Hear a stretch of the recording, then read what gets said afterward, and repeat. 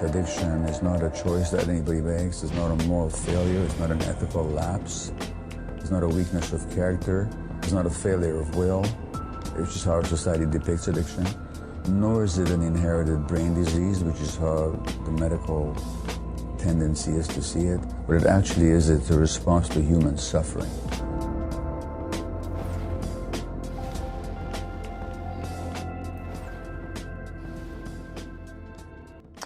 All right, good morning, everybody. I'm glad you're all here.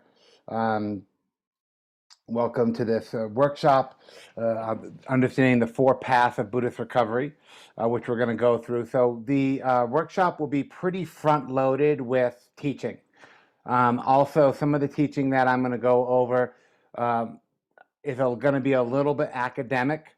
I hope that's not going to bug you. I don't think it will. I think it's actually important. And there's really no way around it. And what I'm actually going to present here today is, some of you have heard me talk about this in other venues, but I actually believe that in the earliest teachings in the pages of the Pali Canon, the Buddha is actually outlining two particular paths of practice.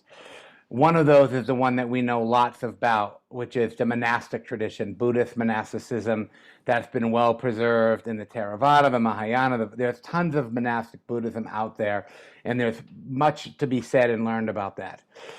I'm going to politely put that aside for now, because what I want to look at is what were the teachings that the Buddha gave to people who were non-monastics, which I would say is probably us. And we don't have a lot. There's not really a lay Buddhist tradition out there. So really we're looking at what would have been his instructions for us. And we're going to go over that in pretty great detail. So what I'll do is I'll do a bigger teaching on the front end of stuff, and then we'll do a bunch of practices. So we'll probably do about, there's four paths that I have today. We'll probably do three, because the fourth one is really kind of hard to do guided. So we'll get into that here. But first I want to say something about Buddhist Dharma lists, which is really what we're going to be talking about today. For those of you who have been studying Buddhism, to whatever degree you've been studying it, I'm sure you've come to realize that there's lots of lists. And it can be really, really confusing. It has been for me for 25 years of what am I supposed to be doing with these lists? And how do these lists actually work together? And am I just supposed to memorize them? What's going on here with all these lists? And it's taken me a long time to figure this out. So I'll give you kind of my theory on the lists, is that if we remember at the time of the Buddha, and pretty much far after that, they didn't write anything down. They didn't have written language. So anything that they would learn or want to remember had to be memorized. And if you're going to memorize something, it's pretty good to easily to put it in a list, which is why we have all these lists. Now, the thing about it is the lists are meant to actually have practical applications to outline a kind of system theory. So a lot of that is what we're going to look at today. How do these damn lists work together? And interestingly enough, one of the things that you'll find is that there's actually lots of lists of four noble truths, 4 Brahma Viharas, 4 great efforts, 4 foundations of mindfulness, 4 bases of creativity. We're going to be looking at these lists of 4 and to see how actually through memorization they can be integrated. So I think you're going to like this, and I think you're going to find it to be helpful. And I will also take some Q&A as we go through it, and I will edit out the Q&A stuff later, so that way it doesn't end up on the video. That way you won't be reluctant to ask questions, because I think asking of the questions is one of the best parts about this. So let's just dig in here. See if I can find here we go. Look at that. Let's see, here's slideshow. You guys can all see my PowerPoint good? Awesome. Very happy about that. Okay, so just as a beginner, what is Buddhist recovery? And so there's this word you hear me use a lot that I think is one of the most important words in the Pali language, which is ehipassiko, which means come and see for yourself. So to be honest with you, I'm not interested in having you all agree with me today. I'm not trying to say what I'm showing you is the right way to look at the list or the only way. What I'm saying is it's a way. And you can kind of see for yourself if there's something that works for you, if this makes sense to you. I find that you think that it will. But I think what follows ahead is really a concrete and thorough understanding of Buddhist recovery. What is Buddhist recovery in sort of definitive terms, skill building, and overarching framework for ethics and integrity. And I would also go so far as to argue that I believe the when the Buddha talks about suffering and he talks about clinging and he talks about craving and he talks a lot about these teachings, what he's actually talking about is addiction. It seems to be pretty clear to me that the Dharma is a 2,500-year-old addiction treatment program. And I think if we look at it that way and we apply it to a Buddhist recovery, it can really be inspiring and encouraging to really take what is being offered by the Buddha very seriously. So let's dig in here a little bit. All right, so you've maybe seen this before, but I want to talk about this. These are, keep you guys off the screen here. Let me just close this. All right, good. So these are Buddhist terms for recovery that you find in the Pali, and there's some big words. So we have the word nibbana, which means coolness or non-reactivity. Upekkha, which is the word for equanimity.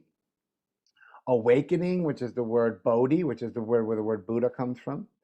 The word dharma in and of itself, nature, the nature of things, the teachings, the law, and this other word vimutti, which means to liberate ourselves. So these are all terms. They're very huge terms in the Pali. These are very big concepts in the Buddhist tradition. And I think they're all talking about, they could all be seen as synonyms for recovery. And I would say the metaphor here would be that of coolness. Recovery is a sense of being cool, being non-reactive, being open, being spacious, being mindful, being aware. All of these words and these ideas are metaphors for what would be understood as coolness. Now, if we look at the other side of the coin, what are some Buddhist terms for addiction? Well, there's quite a few. We, of course, have the big one, which is tanha, which translates as craving or reactivity. And that is mental states and behaviors and speeches and anything that's rooted in greed, hatred, or confusion. This other word, asava, which Pali scholars kind of say is one of the hardest words to translate, but it means effluence. And that really is what means to leak out. It's sort of the unskillful, reactive things that just kind of fall out of us, the things that we think, the things that we say, the things that we do that go against our better judgment. We also have this word kilesa, which is a word that you've probably become familiar with, which means afflictive, destructive, or usually it's translated as defilement, but I don't like that word so much. Kilesas are unwholesome, unskillful, afflictive, destructive mental states. Nivarana is another word for addiction, which is the hindrances, the 5 hindrances that we see, that standard list of craving, aversion, restlessness, lethargy, and doubt, which appear in the 4th foundation of mindfulness. If you've done any insight work or done any practice, you probably will come into the teachings on the 5 hindrances pretty quickly. The other word, which we'll talk about later, which is a very important term, is samudaya, which means to arise. And just like fire, under the right conditions, will arise dependent upon heat and fuel and spark and flame, the metaphor also here for addiction is that of fire.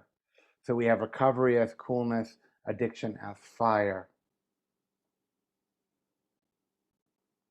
Now I'm going to show this to you right out of the gate because these are the way that I'm integrating the 4. And we'll go through these one at a time slowly, but I want to give you the big picture. No, I was somewhat reluctant to call it 4 paths. I don't really know what to call it. They're not really necessarily paths, but we could just call them the 4. But if you look across the left hand going down, you see there's a list of teachings. So we have the teachings of the 4 Noble Truths, the 4 Foundations of Mindfulness, the 4 Efforts, the 4 Brahma Viharas, the 4 Applications of Mindfulness, the 4 Accomplishments, the 4 Elements, and the 4 Colors. Now, these are core lists in Buddhism. These are some of the lists that do all the heavy lifting. They show up in all different schools of Buddhism. And now if you look at the 4 truths across, so we have the column of the teachings, and then we have path 1, 2, 3, and 4. And we're looking at the four truths here actually as different paths and different tasks. So just to go through the first one, if you look at the four truths, we see that the first truth, we have the truth of dukkha. And the practice is, of course, is to embrace dukkha. Not to get rid of it, not to get to the end of it, but to actually embrace it. I'll talk more about that in a minute. And so we see that how do you do that? How do you embrace dukkha? How do you come to terms with life? How do you embrace suffering? It sounds like an easy idea or conceptual idea, but how do you actually pull that off? Well, how you pull that off is you go down column one and you pull from the first list of all the other fours. And so we see, well, the first foundation of mindfulness is in the body. We have to be inside of our bodies. We have to understand that we live in a pain body with a nervous system, with emotions, with all kinds of difficult things. We need to embrace the body. And much of mindfulness practice is about being embodied. We also need to practice the first effort of preventing the kilesas, preventing these afflictive, destructive mental states from arising in the mind. We have to practice the first Brahma Vihara. We have to be kind to our bodies. We have to be cooperative. We have to have acceptance. We have to understand that we are in this. This is not going away. We're not going to get rid of this stuff. This is here to stay. The applications of mindfulness. We have to just simply be aware. This isn't a technical meditation skill. This doesn't require a whole lot of meditation skill or intellectual knowledge. It requires us to just simply be aware of that, which means we have to not be in denial about it. And we have to be careful that we don't distract ourselves from it. So when we're not living in path one, we're getting pulled into denial and distraction, denial and distraction. Now, the four accomplishments, desire, well, how does desire fit in here? Well, we have to be honest and we have to embrace and we have to understand our desires, the things that we want. We're not monks. I pay taxes. I have car payment. I have a mortgage payment. I have children. I have to deal with sexuality. I have to deal with my friends' parents at the soccer game who have different views than me. I have to come to terms and live into my desire. So I need to be clear of what that desire is. I also have to be honest with myself about the dukkha of my desires, the things in my life that haven't happened that I wish happened, the things that I want to be happening right now that aren't happening, the loss or the fear, the dukkha, the difficulty of that. I need to embrace that. And of course, the ones that are, I think, more metaphysical, I'm sorry, not metaphysical, metaphorical, that create an image is the first element, the element of the earth. We need to live in the earth. And the color here is brown. So this, and we'll do a guided practice on this once we get through these. And so we'll do a guided practice on path one, path two, path three, so you can get a sense of how these work. And of course, if you go to the second path, it's the same thing again. And so we'll revisit this over and over again, but I think it's important to show it to you right out of the gate. So this is going to be controversial. A lot of what I'm going to say is going to be controversial because it's not what standard orthodox Buddhism is saying. It's what you find in the pages of the Pali Canon. Now, people often say, well, the Dharma is a teaching of cause and effect and a teaching on causality. But that's actually not the case. The Dharma is not a teaching on causality. Causality, which is also called causation or cause and effect, is influenced by one event, process, or state that contributes to the production of another event, process, or state. So the Dharma is not linear. So cause and effect is, if there's something happens, then there's an effect. It's very linear, it's very defined. Dharma is way more ambiguous than that. So that the standard understanding in Theravadan Buddhism and all forms of Buddhism is that craving, tanha, causes suffering, causes dukkha. That's the general cause and effect understanding. And that simply, I don't think is what the Buddha's teaching at all. And I think it creates a lot of problems. And we'll see why that's the case. So if you look at the most common understanding of the Four Noble Truths, I'm going to spend a little bit of time on the Four Noble Truths. Bear with me. The reason I want to do this is the quintessential, most basic core teaching that we find in the Buddhist teachings. And I think that if you pick up a book on Buddhism, if you read about Buddhism, if you go to the IMS website, they're going to get it wrong. And let me tell you, this has caused me a lot of problems over the last 25 years.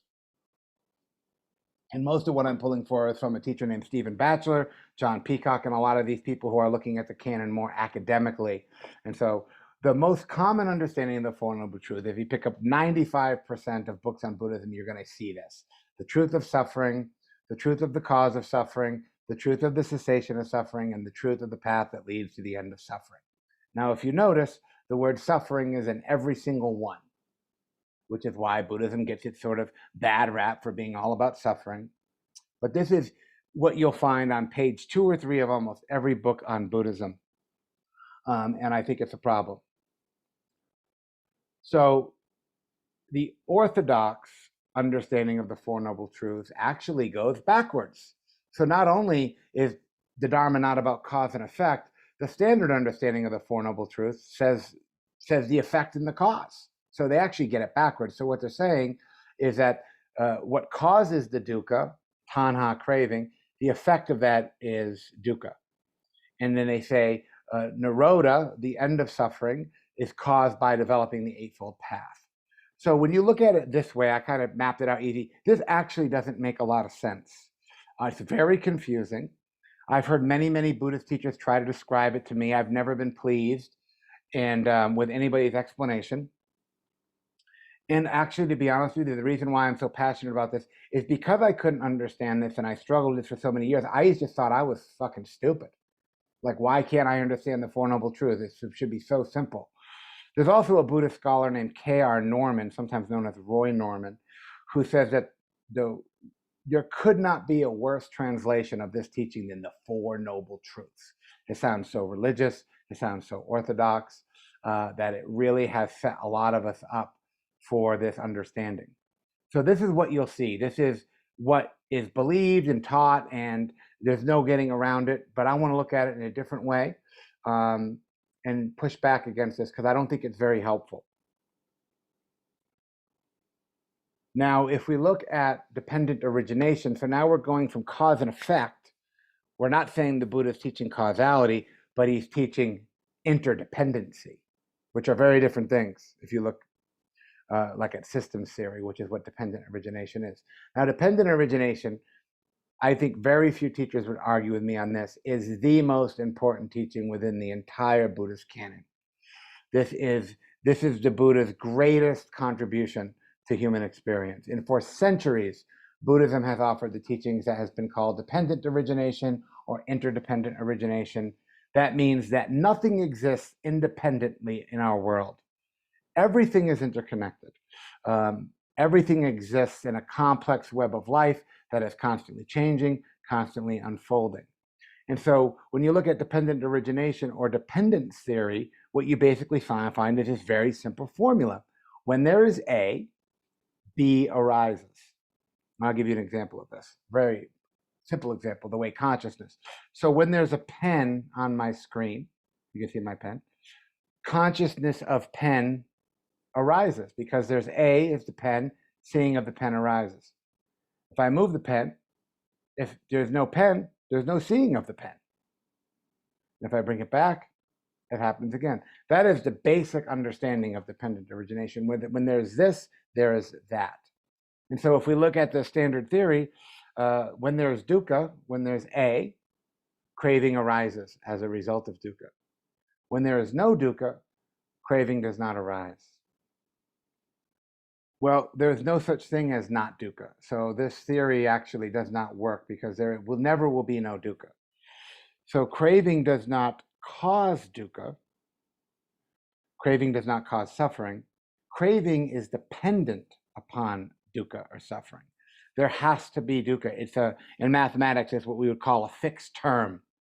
It's not going anywhere. And because there is dukkha, craving arises out of that. It doesn't cause it, it arises out of it. It's not a causal event, it's an interdependent event. So I'm just going to pause here for a second before I go to. Is there any questions? Are you with me on this? Is there anything you want to ask or say about this before we go any further? Because I think we're going to shift gears. Are you guys with me? And because this is, you probably are not heard this before. So again, this dependent origination is huge. Now, let's see if my screen will shift. So system theory, if we just look at system theory for just a minute, it's not complicated. The Dharma is a teaching on systems theory, not a teaching on causality. And a system is a group of interacting, interdependent parts that form a complex whole, which we could say is us. The Dave Smith individual that I have to deal with is a group of interacting, interdependent parts that form this idea of me. System theory is an interdisciplinary study of systems and how they function. And there's a cohesive groups of interrelated, interdependent parts. Every system is bound by space and time, influenced by its environment, defined by its structures and purpose, and expressed through its functioning. Now, I could say that's true about me. I could say that I am a system. The Dharma is a system that actually subscribes to all of these ideas. And I just pulled this off of Wikipedia. A system is generally more than the sum of its parts when it produces an emergent behavior. So we are an emergent behavior. We are an emergent process, which means that the system is actually much more, understanding how the system operates is much more important than understanding the part of that system. So what I'm saying is it's very important that we better to understand how these lists interdepend on each other rather than just memorizing the list of the 5 hindrances or the Four Noble Truths or so on and so forth. But that's also part of it. So we have, so if we look at the Eightfold Path, which is sort of the Buddha's instructions for how to live a meaningful life, it's also what I would say would be the equivalent to like the 12 steps. If you want to flourish and you want to have a good life and you want to have a meaningful life and have a Dharma-informed life, an ethical life, you need to develop these 3 trainings of the Eightfold Path. So what we find here in the maps is we find a phenomenological map, which is the practice of mindfulness, understanding objects as they arise, knowing that the pen is a pen. And so a lot of what we do in meditation is we want to become familiar with what comes in. We want to be from what is sadness like? What is craving like? What is contempt like? What are these mental functions actually like? I need to be observant of those. I need to practice those. Mindfulness is how I do that. It's a third of the whole practice is to develop the mind. There's also a philosophical map would be the word I would use, which is the Four Noble Truths and dependent origination, which are the Panya factors, which is a philosophical, meaning there's a theory, there's a way in which the system operates, and that we're born into a system. This is one thing I love about the Dharma. If everybody's system operates the same way, and that's really what the Buddha's teachings are. Here's how your system operates, and then here's what you can do about it. And that's largely, I think, what the practice of Dharma is. Now, the map that's probably the most elaborate and the most complicated is the ethical map. The values of non-harming, the values of universality, kindness, compassion, gratitude, equanimity, the relational aspect, the ethical aspect of the map is largely done through our relationships with ourselves, with other people, with the world at large. Very, very complicated. But it's a big part of the work that we're trying to do. So we could say that Buddhist lists are the essential components of Dharma systems theory. So the way I organize these 4 paths is a way for us to kind of get, at least in a grid, a sense of how these work. And they fall under 3 categories. All the lists fall under one of these 3 categories. There's lists that describe a system, which would be something like the 5 aggregates describes a system. The Brahma Viharas is a list that describes a system, a relational system, to be kind, to be compassionate, to be grateful, to be equanimous. There are lists that describe a system. The 4 foundations of mindfulness is another list that describes a system. The system of the body and the feelings that come from the body and the mental states that come with the body and the phenomenon and the teachings and the thoughts that come with this thing, our list of systems. There's lists that describe a theory, how things happen. Dependent origination is a teaching, is a list of theoretical. The Four Noble Truths are a theoretical list that because we are in this dukkha body, because that is how we are embodied, craving and reactivity arises out of that. If we don't react and we let go, we overcome that reactivity, we experience nibbana. If we do that, we can cultivate the Eightfold Path. This is a theory that you can practice, and you can ehipassiko, you can try it out and see, does this actually work? All this shit can be tried out. Don't even take my word for it. I'm just one of these Buddhist fanatics who who's obsessed with lists and formulas. And then there's a list that provide a formula, which is the integration of these lists. A perfectly good example of that is the list of the four great efforts is a formula for liberation to prevent destructive mind states from arising, to overcome destructive mind states when they have arisen, to develop constructive or wholesome or beautiful mind states, and then to develop those, to maintain those. That's a list of formulas. So, this stuff is actually quite profound. Okay, so let's look at the original understanding of the Four Noble Truths as they are described in the Pali Canon. The other thing about this that kind of bothers me and somewhat kind of makes me obsessive is the stuff I'm showing you is not like this stuff buried deep in the pages of the Pali Canon that I uncovered. This is in the most fundamental, probably the most popular Dharma teaching, the turning of the wheel of the Dharma, the teaching of the Four Noble Truths, the teaching that the Buddha gave at his very first discourse when he awoke. I mean, it is front and center. And if you look at what it says, you can Wikipedia, you can read the translation. It's not hard to find. This is actually what it says. It says the dukkha or suffering is a condition. So we live in the conditioned realm. We live in the conditions of a body, of a feeling sensory body with a nervous system, with a past and a future and a memory. We are in this condition, the condition of our own system. So there's no getting to the end of dukkha. The path that leads to the end of the dukkha, you can just completely chuck that. That is totally impossible. Now, because I'm in this dukkha condition, what happens is craving arises. I react. I see something that I want and I react and I try to get it. I see something that I don't want and I react and try to push it away. I'm constantly reacting to my environment all the time, largely because of the way my neurobiology is made up, largely because of biology and evolution, not because of mystical religious concepts, but because I'm in a biological system that also behaves this way. So the Dharma system also acknowledges our neurobiology. And so that arises. Now, the other condition is that when that craving doesn't arise, or when I can overcome that, I'm in the condition of nirodha. I have a little typo here, you have to forgive me. Nirodha means ceasing, in that condition. When that condition is present, then the Eightfold Path arises.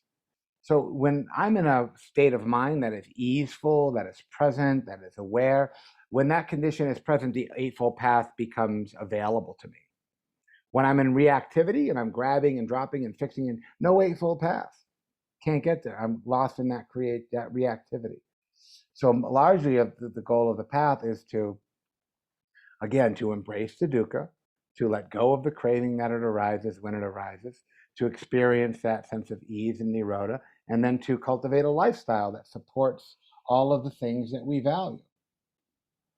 So if we look at terms, structures, and tasks, this is actually, if you read it this way, it makes a lot of sense, actually, which is one of the things I like about it.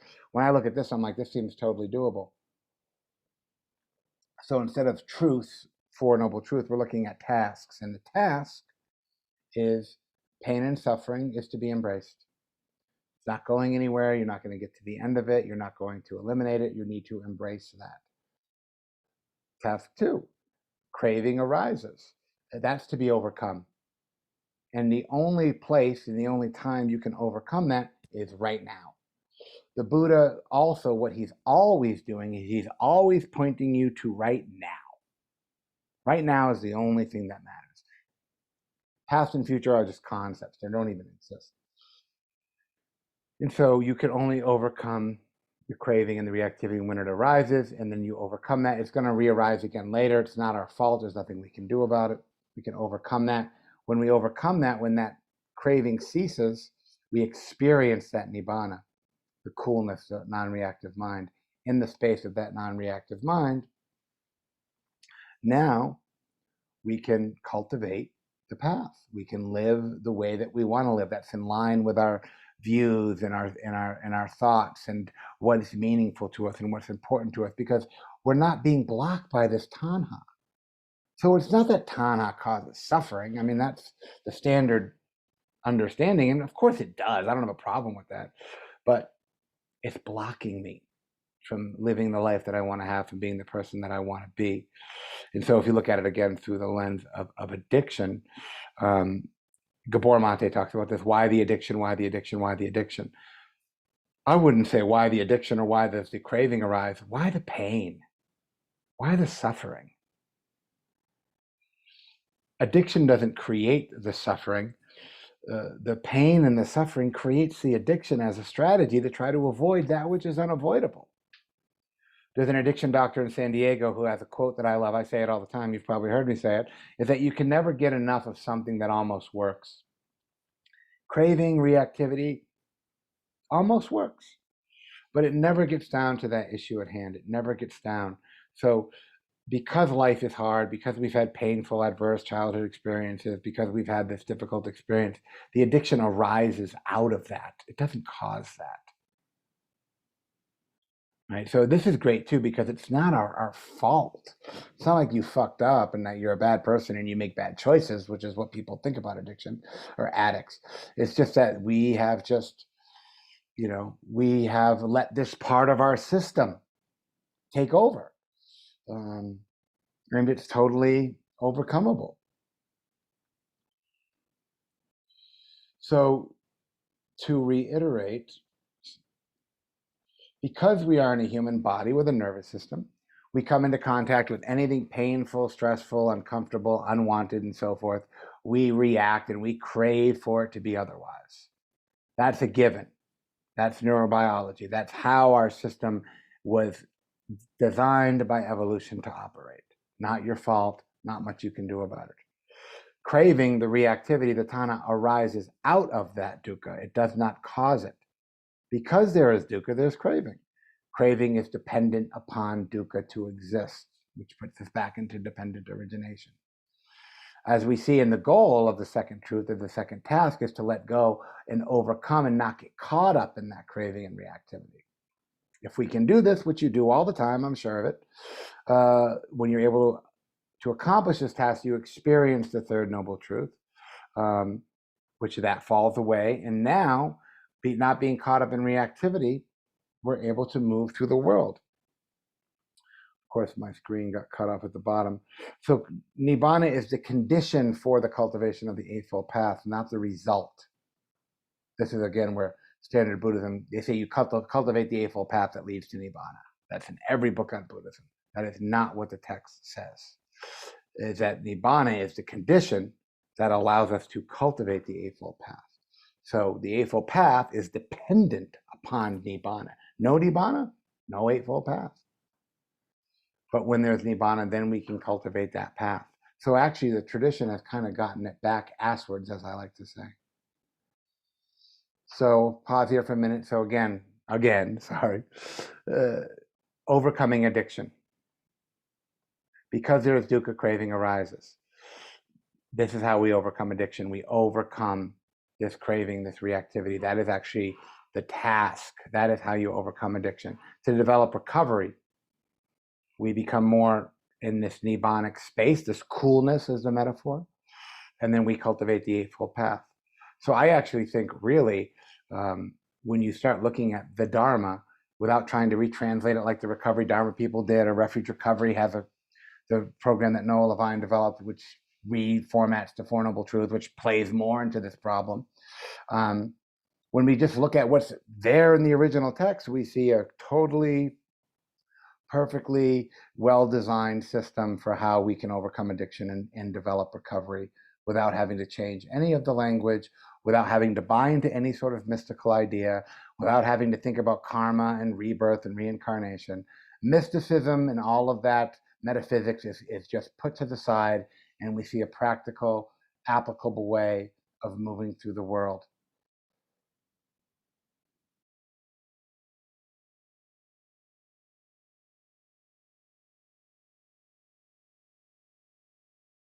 So if you look at path one here, we're going to do that right now, which is, dukkha, body, all these here. I'm going to put them into 4 for a guided meditation practice to keep it more simple. So what we're going to do is we're going to understand that there's a task, which is to embrace dukkha, to embrace life, to embrace suffering. is the task. And how we do that is through embodied awareness, through a sense of kindness, through a sense of simple awareness. And so that way we can get a sense of, well, how do you actually do this? So we'll probably do about 20 minutes of guided meditation on this, because I think it's important to try this stuff out. Does that sound all right for everybody? And then we'll probably do a 20-minute guided meditation, then take a little bit of a break. Sound good? All right. All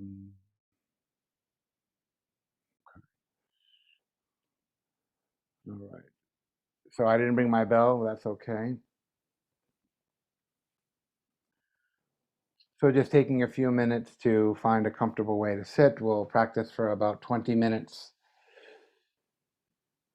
in exploring this Buddhist recovery path of path one, to embrace dukkha, to embrace life, and taking that on as a practice of moment-to-moment training. So you can simply begin by allowing your eyes to close and coming into contact with your body.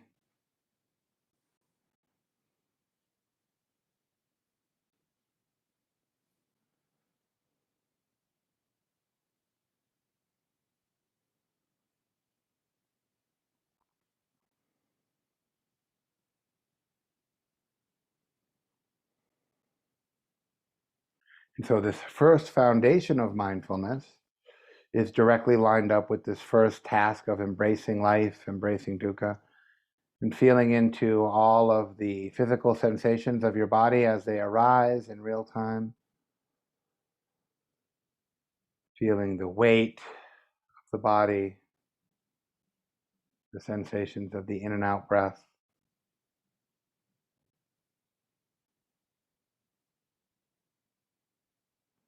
Breathing in, breathing out.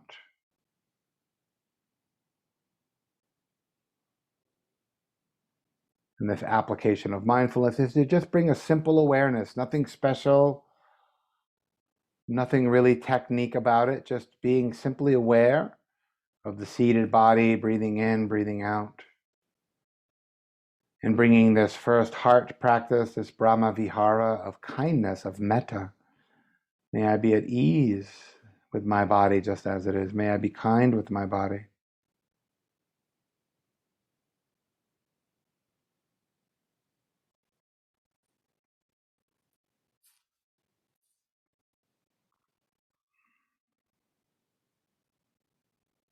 And just cultivating this practice here together in real time. Embracing the body, embracing life, and all of the challenges, all of the struggles that we've had, will continue to have. Feeling into the body, any emotion connected with that. Bringing kindness, acceptance, metta. Nothing wrong with us, no problem to fix. Embracing our humanity as it is. And just being simply aware of this. Connecting with each moment as it arises and passes away.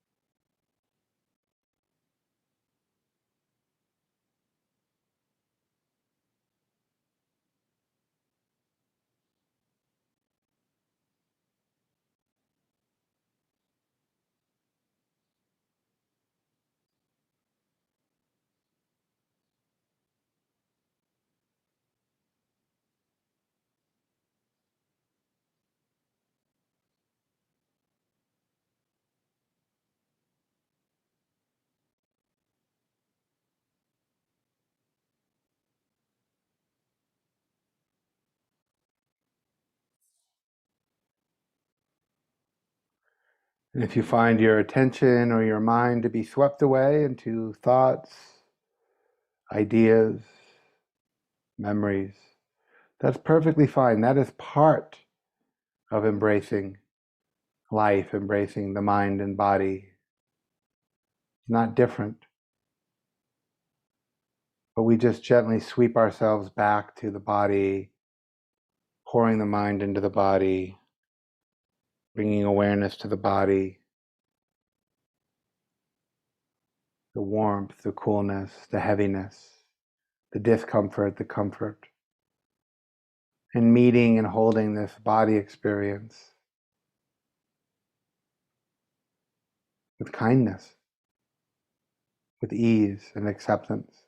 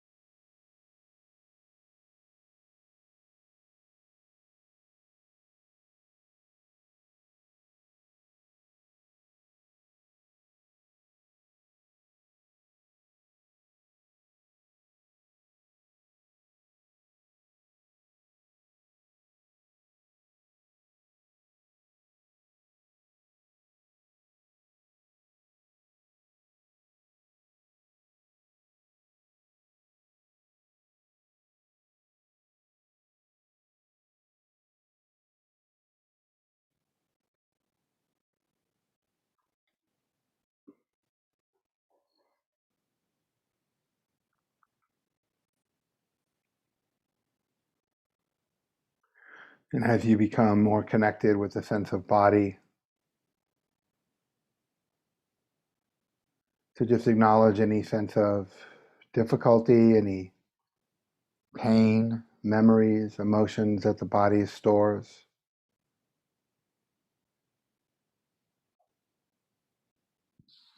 Remembering that the body stores everything that happened to us, all of our sense of loss or painful memories, difficult experiences, that file, that memory is stored somewhere in the body. So the closer we get to the body, the more we might access our sense of dukkha or suffering. And that's okay, that's important. Remembering to just be kind, to be at ease.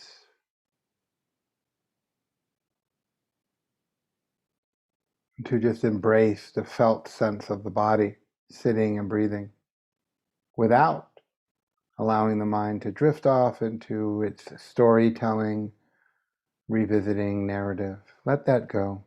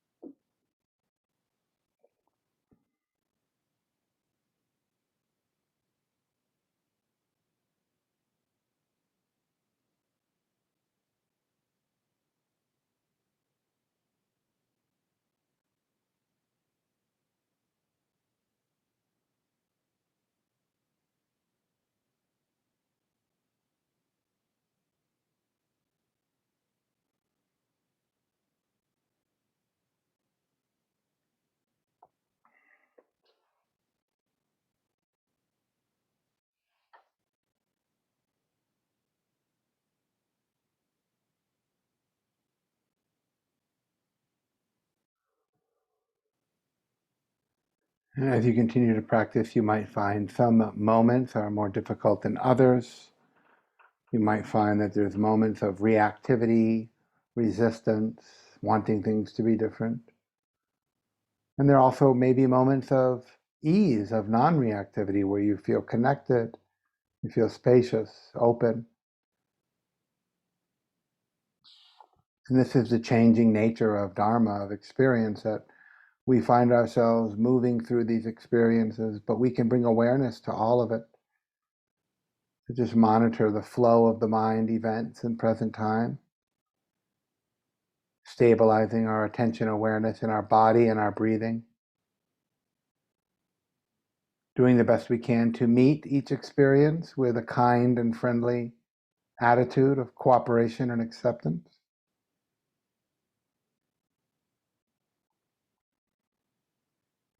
And to continue to see if you can shift and direct your awareness to the immediacy of your direct experience.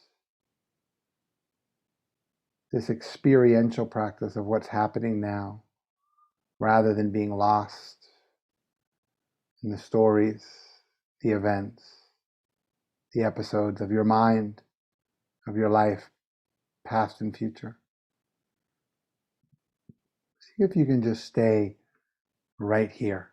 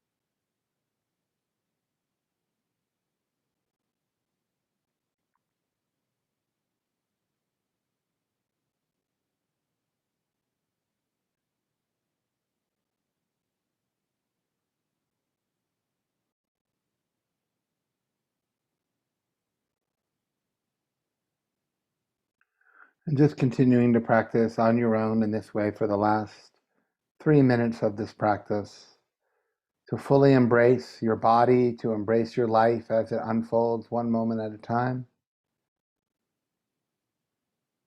to acknowledge the full range of your experience in life, all of the good, all of the difficult, all of the ordinary,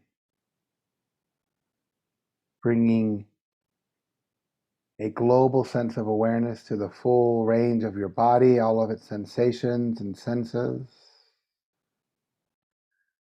and to see if you can meet all of this direct experience coming and going with a kind, friendly attitude, allowing for cooperation and acceptance of things just as they are here and now, trying to develop this honest and non-reactive awareness as best you can.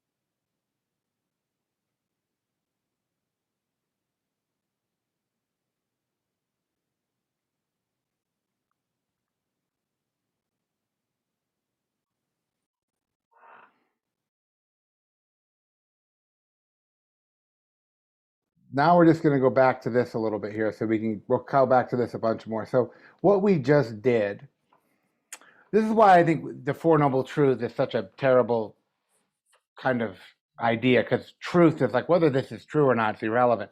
They're tasks, and each task is very different. So we did the path one, we just did a practice of that. So that's to embrace dukkha. And to do that, we have to be in our bodies. The efforts we would prevent really the reactivity from arising. We bring a sense of kindness, simple awareness. We become more aware of our desires. We have the earth element and the color brown. Now, if you look at path two, which is what we'll practice now, is the task. So how do you overcome reactivity? Well, the second foundation of mindfulness is about feelings, and really what we react to, and this is also part of dependent origination, is reactivities. They are not just arise out of the body, out of dukkha, but they also arise out of feeling, which is also a part of dukkha because it's one of the aggregates. Is that when we have a pleasant feeling, we react to go get it. When we have an unpleasant feeling, we react to get rid of it. When we have an ambiguous feeling, we just get confused by it, so on and so forth. So we really want to have mindfulness. We want to be more aware of our feelings. And as we become more aware of our feelings, we'll be able to practice the second effort, which is to overcome destructive forces, reactivities that have entered into the mind. The Brahma Vihara, of course, is feeling, is compassion. We have to learn to have empathy. We have to learn to care for and about all of our feelings, pleasant feelings, unpleasant feelings, neutral feelings. And the application of mindfulness, which I think is very interesting, it's just interesting to me that these line up the way that they do, is we have to have protective awareness. It's just we have to have a mindfulness practice that's protecting ourselves from being hooked into these reactivities. And again, we see effort again. We have to actually work pretty hard to do this. I mean, even in the course of a 20-minute meditation, I might find some reactivity arising, I don't know, every fourth second or something. This is happening a lot. Of course, the element is fire and the color is red. So this, I think, second path, this is all about addiction. These are all explanations. These are all strategies and theories and formulas for how this path to, I call it reactivity here, but you could really just call this addiction. How do we overcome addiction? How do we have compassion for our addiction? How do we protect ourselves from being addicted to our pleasant feelings, to push away our unpleasant feelings, to be in this heat of fire, this color of red?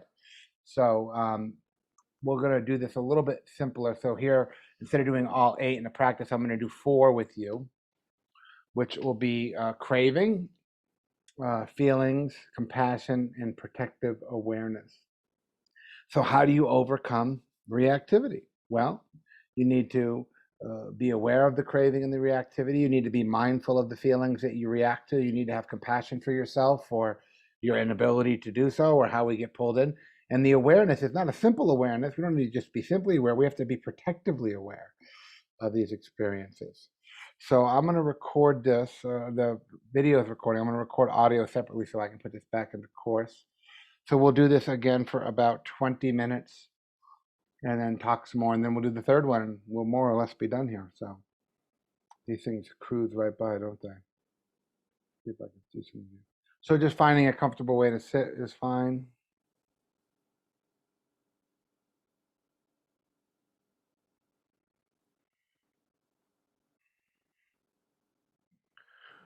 So simply finding a comfortable way to sit that is both upright and present, allowing yourself to come into the feeling body once again, revisiting the path 1 practice of just being aware of the body, of breathing, having a kind, friendly attitude, and just resetting ourselves back to this present time experience as it's arising here and now.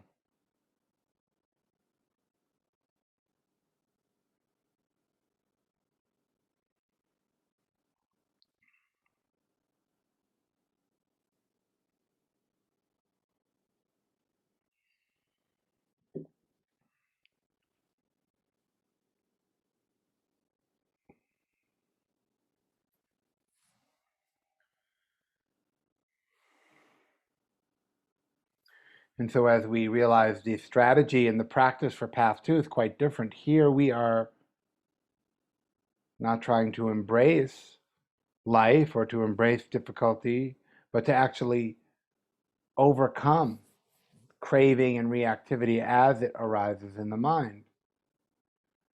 And if it's not arising in the mind, if we feel present and easeful, we can just rest there.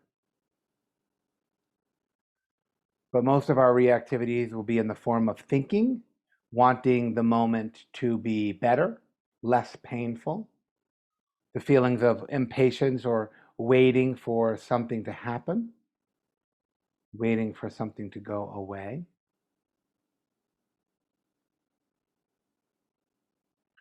And as you bring awareness into the body, into the emotion, to just get a sense of the general feeling, if there's feelings that are pleasant, comfortable, easeful,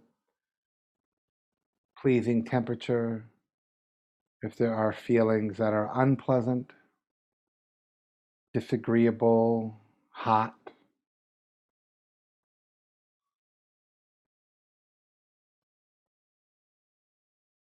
And maybe the hard work here is compassion. Is how do we learn to care for, to care about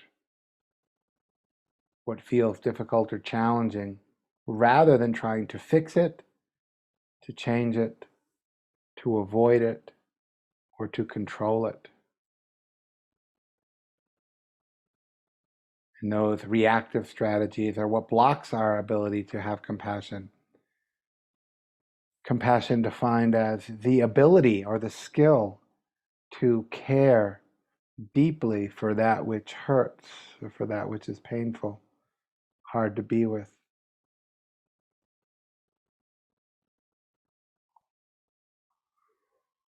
And here with mindfulness, we want to protect ourselves, guarding the mind, staying in the body and the breath, protecting and guarding the mind from being swept away by what you want and what you don't want.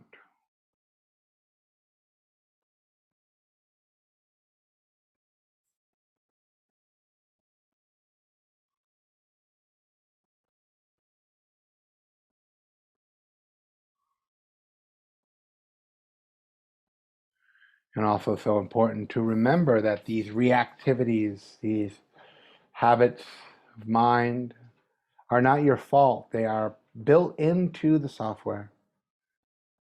All we can do is be aware and readjust ourselves when we've gone astray. So no point or no reason to give ourselves a hard time.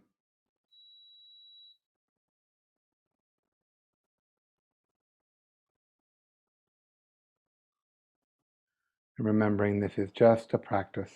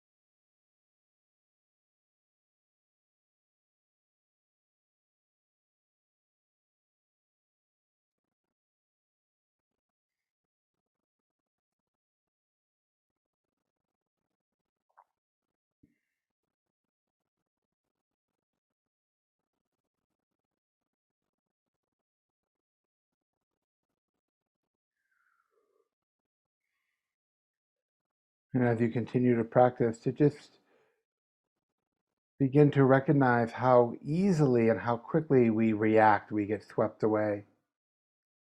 We somehow disconnect from the present time experience because we're looking for a better feeling to have. We're looking for a feeling to avoid, to get rid of. We simply just want to continue to protect our mind from this tendency and to have compassion for this tendency, for the consequences that we've experienced as a result of this tendency.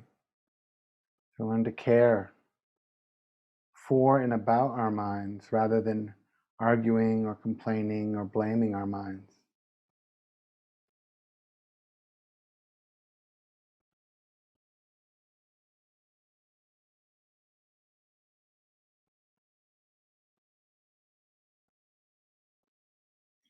And remembering that this craving and reactivity arises dependent upon having a body and a nervous system.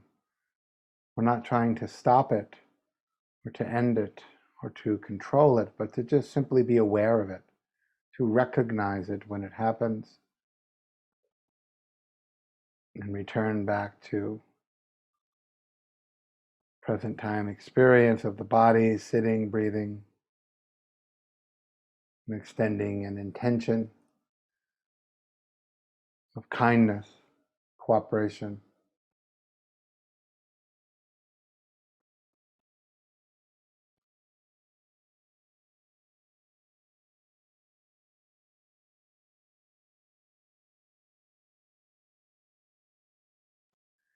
And here we can learn to put aside the tendency to believe that there are right moments and wrong moments, good moments, bad moments. It's all part of the practice.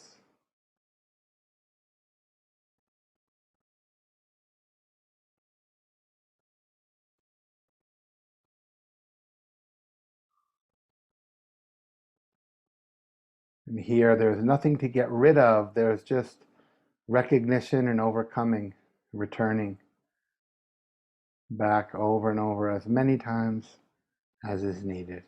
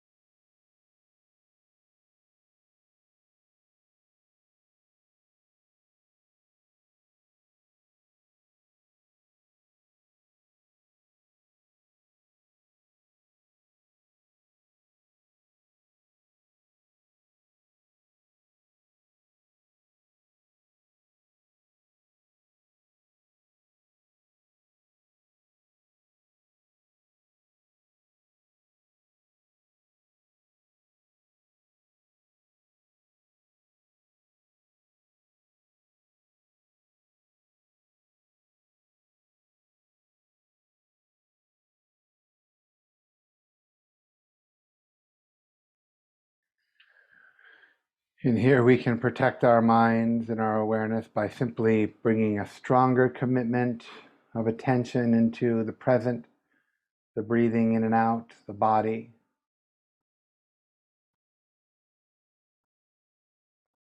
And to not be so easily persuaded by the tempts of the thoughts, the plans of what to do later, the concerns and worries about the week ahead. You can put that aside for now. And if there's difficult feelings in the body and the emotion, see if you can bring kindness and care to that. So we're not trying to distract ourselves from feeling painful or impatient. We're actually trying to come into touch with that. Very difficult work.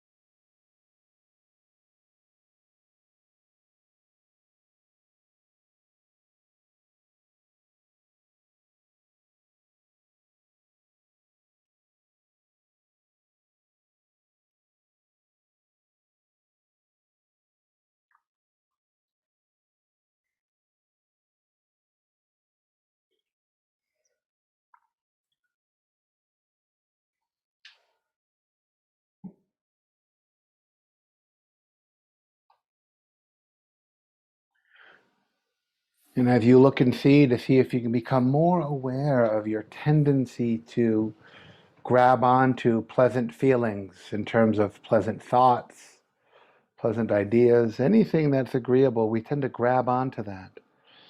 And that takes us out. We also tend to push away or to resist or to be denial around the unpleasant thoughts, memories, whatever that is.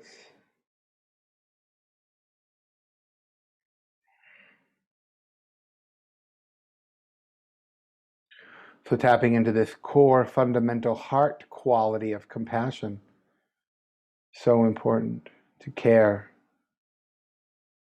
for and about.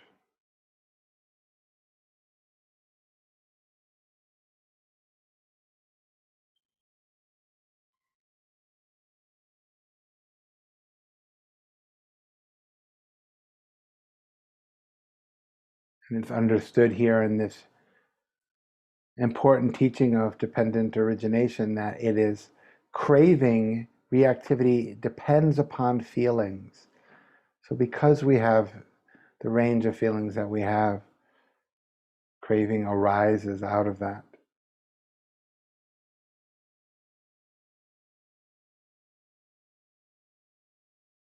Simply and completely not our fault,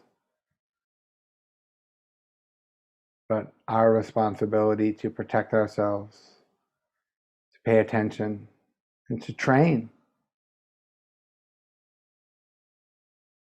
the mind to protect us from this strong habituation, resting in the body and the breath, present time experience, kindness, cooperation, and also to touch and feel into anything about that that feels difficult, hard, not easy.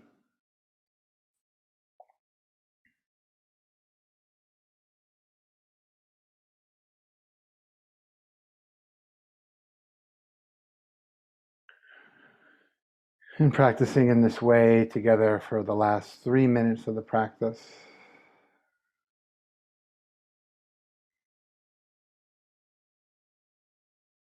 Continuing to just see what you find as you train in this kind of way.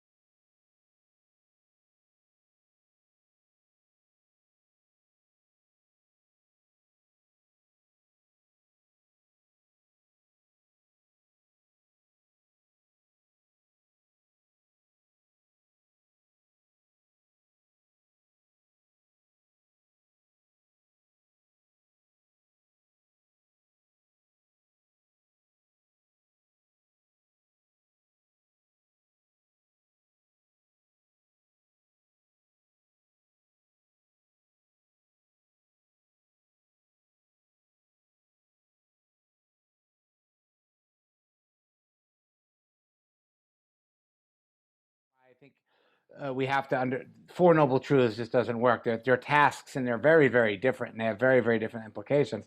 Where dukkha we're trying to embrace and to come into terms with something, reactivity we're actually trying to overcome, and then nibbana, the third noble truth, we want to experience that. We want to develop that. So we want to, here we're talking about now the mind, the foundations of mindfulness, being aware of the quality of the mind. And then we want to effort, we want to develop that mind. Appreciation, Brahma Vihara, we want to have gratitude. We want to appreciate the development of this mind that can be non-reactive. The application of mindfulness, we need to have introspective awareness, meaning we need to be able to look at our own minds and then see if that's true again. And then the accomplishments, chitta, there's that word chitta again. We've accomplished it. We had this desire, we put forth this effort. So a lot of this third path is an outcome. It's an outcome of embracing dukkha. The more that we embrace dukkha and the more that we let go of reactivity, the more that we live and we grow into this third path of nibbana. The element, of course, is wind or coolness, a breeze, like a cool breeze. The color is white. And that this is kind of its own path. We want to be able to do this with nibbana. We want to experience it. We want to develop it. We want to appreciate it. We want to be able to monitor it. And that's sort of what we're doing with that. So when we break it down to a practice, we're looking at nibbana, coolness, non-reactivity in the mind. Nibbana doesn't happen in the body. It doesn't happen in the feelings. You have to embrace your body. You have to overcome the attachment and the aversion to the feelings. And then in the mind, you experience nibbana, a sense of gratitude, a sense of appreciation, and then watching the mind with the mind to develop and to maintain that kind of experience. So we'll do this again for I think we'll do about 15 on this so we have time to end. And we can have some conversation about that. So you can, again, find a comfortable way to sit. So we're just going to do some liberation practice right now. We're just going to go for it.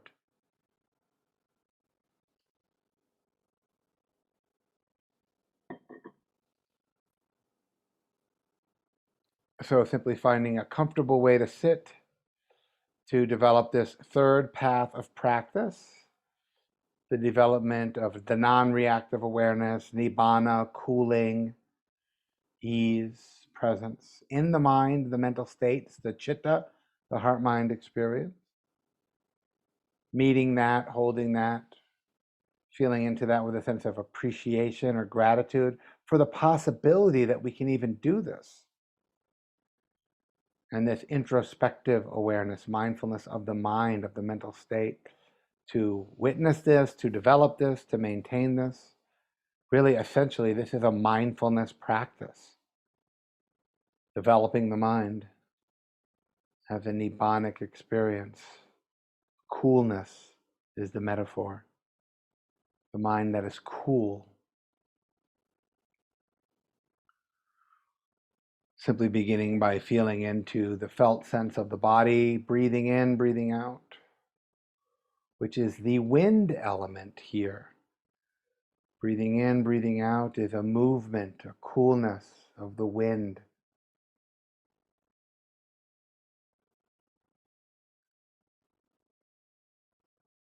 So there's a embodied quality of nibbana built right into our physiology, breathing. Not thinking here, but breathing.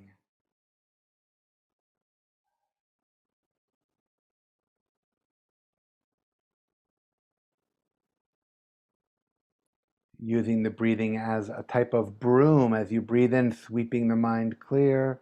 Breathing out, sweeping the mind clear from any reactive habit patterns of thoughts, plans, memories, storytelling.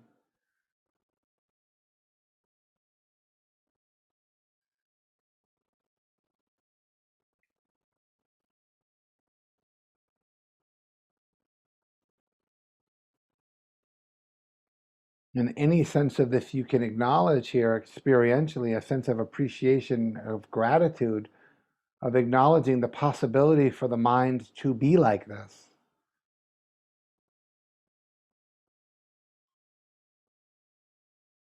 The mind free of reaction.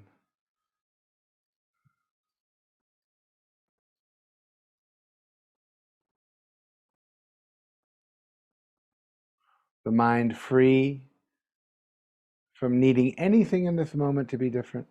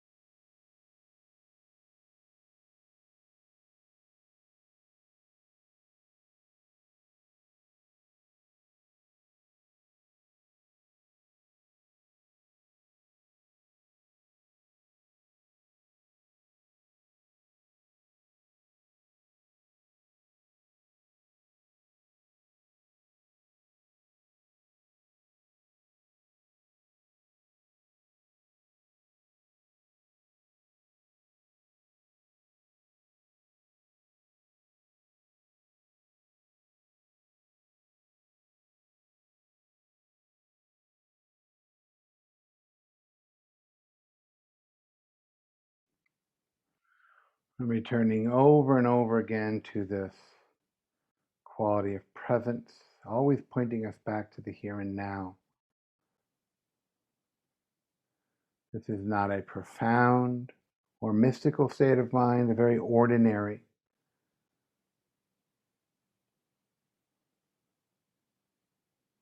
Developing the mind of awareness, of ease, non-reactions, non-proliferation of thought.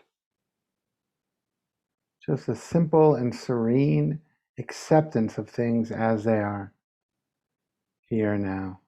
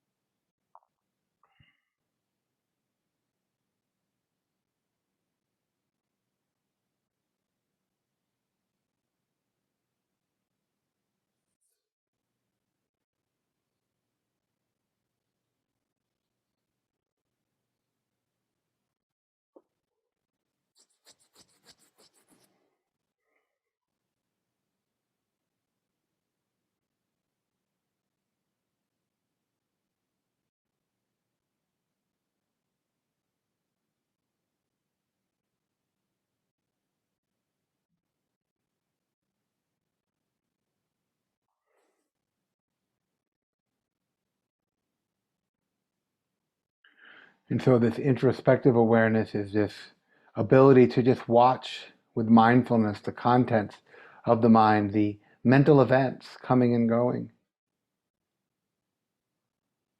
not trying to prevent or stop these mental events, but to just recognize them as part of our experience, non-reactive, observing, witnessing.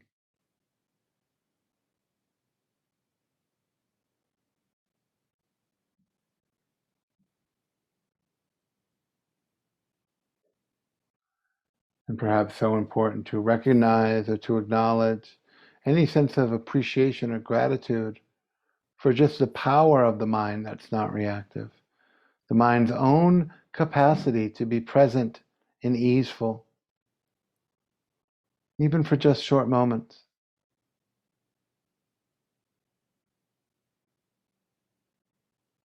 And as these short moments of awareness become repeated, they also become continuous. And we open and live in this space which allows for the arising of right view, complete perspective, seeing things as they are. That this mind state, this experience of presence and nibbana, is what will allow us to move through the world as we wish, as we have always intended.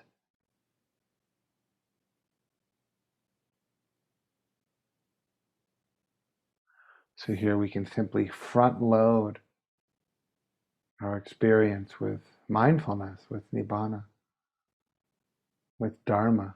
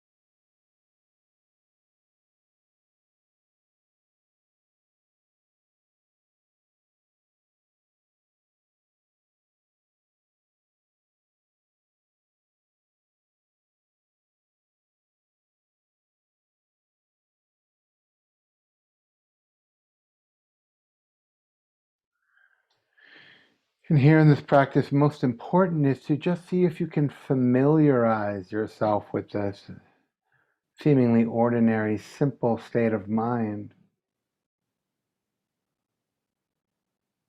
This is it, nothing special to it, just a sensibility that is open and aware, non-reactive.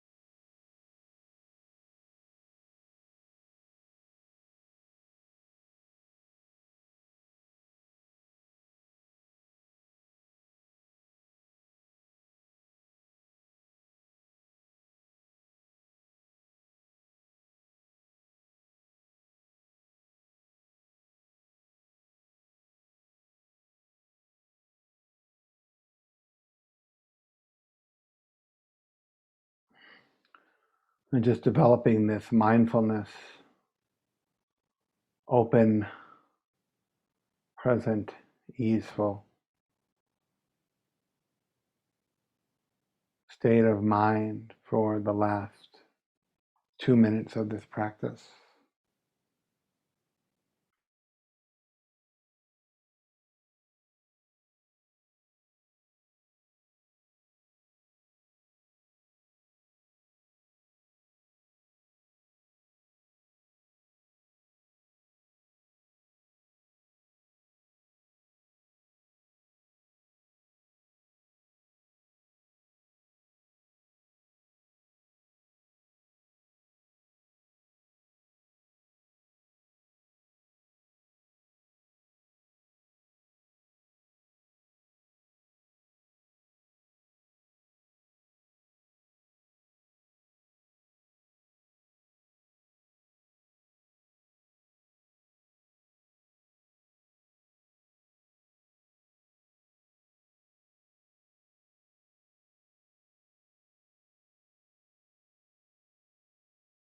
So we have, so if we look at the final, the fourth path, which is to cultivate, which is the fourth noble truth, to cultivate the Eightfold Path. Well, if we look at the foundations of mindfulness, the fourth foundation of mindfulness is dhammas, which means teachings. So we want to cultivate the teachings.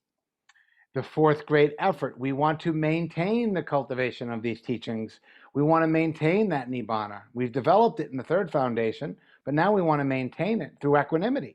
And David, you were just hitting this right on the head when you talked about, so appreciation is the beginning of the development of equanimity. Now the mind can handle the complexity, the swings, the changes, the setbacks.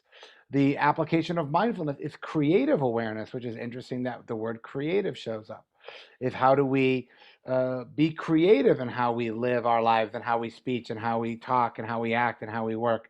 The accomplishment is to explore the world. Of course, the element is water, which is when you cultivate anything, you need water. The color is blue. And this to me is largely an off the cushion practice. This is something that you can't really, this is, meditation is preparing us, I believe, for this fourth patch, which is essentially how we live our lives. So if you look at these, you on the left-hand column, you have these teachings of four. You have 8 teachings of four.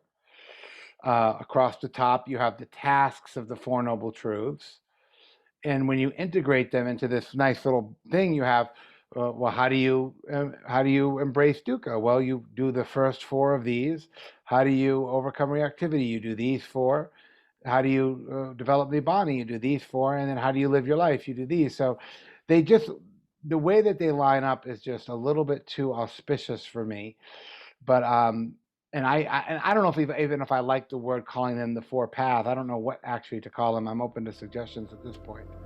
Um,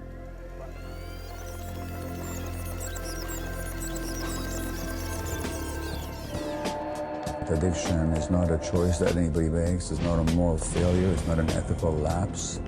It's not a weakness of character. It's not a failure of will. It's just how our society depicts addiction. Nor is it an inherited brain disease, which is how the medical tendency is to see it. What it actually is, it's a response to human suffering.